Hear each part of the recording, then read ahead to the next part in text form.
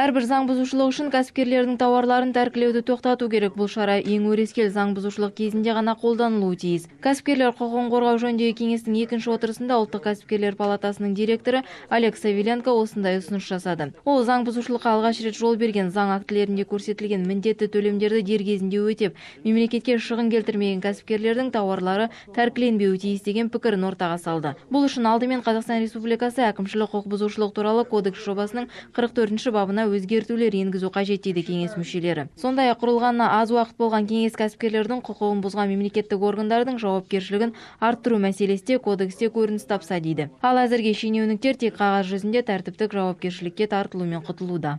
Одно из больных мест это Кәсіпкерлердің өз ісін өрге домалатуына мемлекеттік органдар тарапынан жасалынатын тексерістер кедергі болуда. Кезекте тексерістен есін жиған бизнес өкілдеріне қайтадан жоспардан тыс тексерістер жүргізіледі. Елбасы мұндай өрескел олқылықты жоюды тапсырған болатын. Бұл үшін тексерістер жүргізетін мемлекеттік органдардың жауапкершілігін барынша арттыру қажет деп ойлаймын.